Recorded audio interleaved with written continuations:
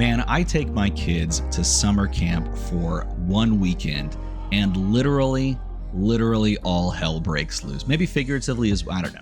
Probably more literal in this sense, within the sense of the card game. Because we got ourselves a glimpse, a peek behind the curtain, a parting of the veil, and an opening of the gate to Arathiel. Within the set, Omens of the Third Age, these cards, the Gate to Arathiel, a shadow token, Baelgor, Omen of the End, and a smattering of Rune Chants are all found tucked inside this set, pointing us towards this final culmination of the Monarch trilogy, the cycle, if you will. And all of these are indeed found in this set, but they will also, it appears, be found in the final set of the year, which is called IAR. And of course, that does represent Arathiel. Now, the set may not be called Arathiel because, you know, they can name it whatever they want, but the set code itself is a clear nod to Arathiel, and this is what it's all been building towards. This is what we've been talking about. By the way, if you notice my voice does sound a little different, that's because I was a camp leader at the summer camp, so I am definitely a little tired, but I am so excited to be talking about Baelgor and these Rune Chants because it has a lot of implications at the very genesis of this game, and specifically when we got to Monarch, we started to really see the storyline come to the fore. I mean, this battle between light and shadow was hinted at the very beginning of Monarch with this really cool opening script, if you will. Let me see if I can pull it up, actually. You know, as I try to find it, it looks like it's harder to find than I thought it would be because I'm all the way back in the articles section in like 2021, and when I click like the first look Monarch, nothing loads. Anyway, it was this really interesting like opening like scroll, if you will. It was like a little text crawl, almost Star Wars-esque, that if memory serves correct, these two are always, trapped in this sort of epic conflict back and forth, and it was setting the stage. But of course, the battle itself was always taking place in the corporeal realm. It was always people like fighting each other. It was, the Demonastery fighting Solana. But here in this upcoming set, these are not people in the strictest sense. In fact, they're coded this way. This Baelgor, Omen of the End, is a shadow hero young demon. This is truly a demon versus what we can only assume to be perhaps angels. And that makes things really interesting because what I think that they're alluding to with this hero reveal and with these Rune Chants is that we may not necessarily be getting heroes that are, I guess, class-based in the strictest sense. This demon may not be, a demon class.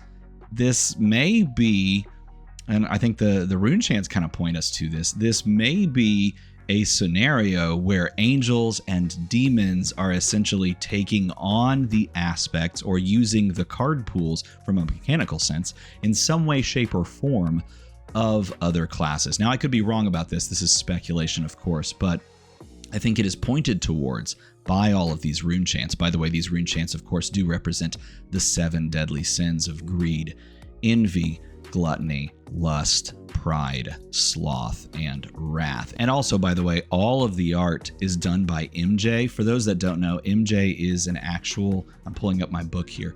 MJ's an LSS dev. MJ is so sweet. She is so nice. And when I was in New Zealand, I asked MJ if she would do a piece of art. Look at this. In my art book, I have this LSS like book here. Some people use it for like note taking or things like that. I literally just have been taking it for years to different events and asking artists if they would be willing to do art in it and paying them, of course. MJ did Kasai. Why is it so terrible to see? Well, there it is. She did Kasai. It's awesome. I love it so much. MJ, shout out to MJ. Amazing.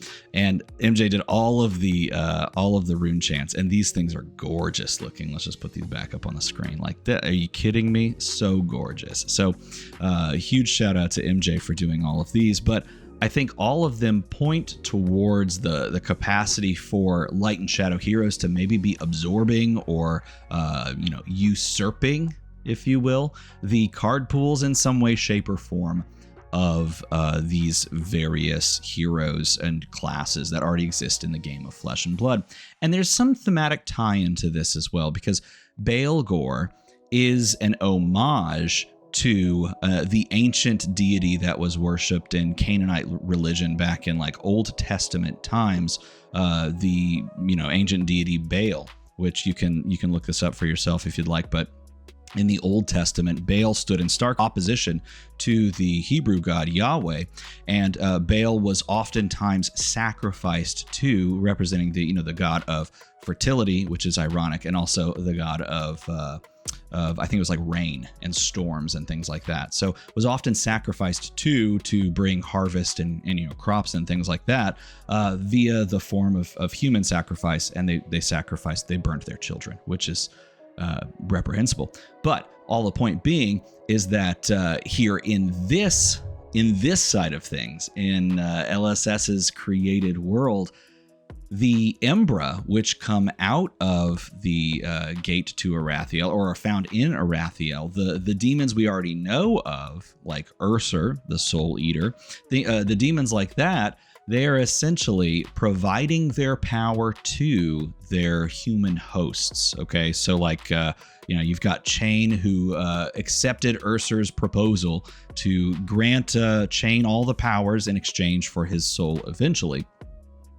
That's kind of what these creatures do. So it makes sense from a thematic standpoint for them to be usurping their power in some way, shape, or form. So we could get a set that is literally just shadow demons versus angel light characters, if you want, heroes, I guess is the best way to put it. You could literally just get a light versus shadow set that wherein the characters that you're playing as, the heroes that you're playing as, are not necessarily the classes that they're playing with card-wise, but in some way, shape, or form, and I don't know how, this is all speculation, they could be usurping their classes and usurping their effects in some way. Of course, we do see that any of these rune chants do have an extra effect. This counts as a rune chant. Obviously, this is a card in your deck, so when you play it down, you play it as an instant here.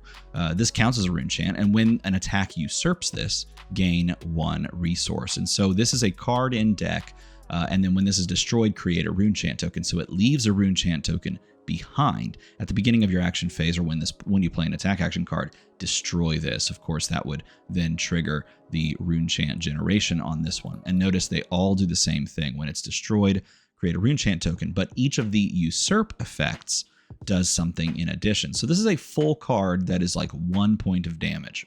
That's not a very good card by itself. So with these cards in this future set, you're going to actively be wanting to usurp this. And this, of course, being the what we can only assume is probably the shadow side of things. And connecting all of these thematically to the lore, these are all the 7 deadly sins. This is a literal Embra or demon that is most likely taking their power back from its host, or maybe it's just from Arathiel emerging and taking power from others.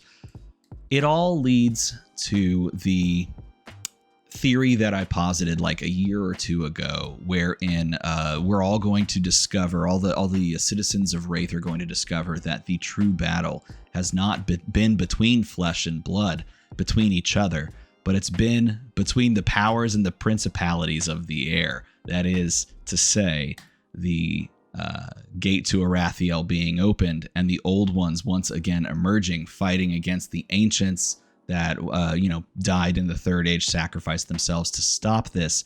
It all comes back again. It's all a cycle. A couple of final points before we wrap this up. I do want to say this, and I'm probably just going to leave this at the end because I'm still kind of iffy on it. First things first. This is a young hero. If this becomes an adult hero, then you would have 3 intellect and 66 health. 66 health. But in young hero formats, this is 3 intellect, 33 health. If for some reason they wanted to just nail the theming, then they would make this 6 intellect and 66 health. But the only way I could ever see them perfectly nailing the theming and arguably making this as a character that would exist is if this entire effect, or in this entire card and hero became a PvE boss. And honestly, the effect, which I haven't even talked about up to this point, the effect kind of gives credence for this being some sort of a PvE style boss that you're facing down, if and only if you were doing so at a, I don't know, like a full classic constructed level where he has 6 intellect and 66 health for the 666, because it says whenever you pitch a card, banish it. Attack action cards played from your banished zone get +3. So if you were to automate this hero and you wanted it to be, easily automated from a, I don't even know what they call it, from an automaton standpoint. It's essentially an automaton in other games sometimes when you play like a PvE mode where the deck basically just does the thing. You could do that with a system like this, wherein every time you pitch a card, it goes to banished. And then like the deck kind of just counts itself down over time, but over time it also gains in power. And then of course, every time an attack action card is played from the banished zone, it's getting +3. So if you're swinging like a 7 from banished, it's 10. That represents a quarter of your opponent's life total, being a 40 health hero in that format. So if you're playing like 3 heroes versus Baelgor, the final form, if you will, that has 6 intellect and 66 health, and it gets +3, you are pretty much priced in, unless everybody at the table has a 20 damage turn. You put into 6 with 3 heroes, right? Like off of just like a 4-card rip. You are priced into playing a back and forth game with this type of hero. So there's a world, and I think I'm reaching and I'm grasping a little bit, which is why I'm putting this at the end. But there is a world as well where we are seeing the possibility for PvE to enter the fray. And if they're going to do PvE, look, I'm pausing for dramatic effect and coffee purposes. If they are going to do PvE, this is the time. This is the set, the full revelation. And of course, maybe they could also build in a time later. I'm not saying this is their only time. I'm saying this is a great time. This is the time where you could really capitalize on the moment, both thematically and also like the real world moment of where this game is right now. I mean, think about it. Thematically, we're finally coming to the point where the true enemy is maybe revealing itself, and the true battle for Solana and for really the entire world of Wraith is coming to the fore. So this would be a great moment to drop PvE if you have a system in place. And if you're looking at this from a gameplay standpoint from our world, we just had an entire year at this point when the set releases at the end of this year, an entire year's worth of building a new player base through Silver Age, through easy, off the shelf $20 decks to be played in. A lot of people are joining the game. A lot more people are engaging with it.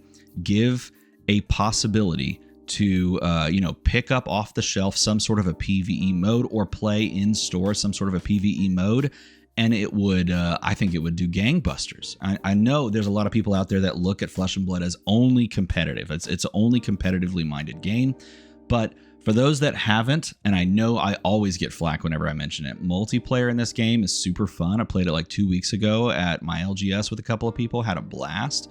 You can play this game multiplayer, commander style in Ultimate Pit Fight, and I think you would have just as much fun with the theming, with the lore, and with the feeling like your character of playing this in a PvE mode as well. So this not just points to our next set with all of these cool cards, but it also kind of gives us the possibility of touching on a PvE mode with some sort of an automation type effect, which really could function on its own. Now, of course, this could just be, play text that you can just sit down and play with as well. I'm not saying that this was specifically designed, I got it right from a PvE perspective, but I'm saying that you could take an effect like this and you could leverage it for an automation style boss effect that you could play against. So that's a lot of things that have happened this weekend, and it's going to take us a couple of videos to try and catch up with it, not including the bannings that are going to be going on here in a couple of days, because I just voted today on which Silver Age hero I don't want in the format anymore. So we'll talk about that perhaps in the next video. But if you like this type of content and you want to hear more, leave a comment down below. And of course, make the number go to the other number. As always, thanks for watching.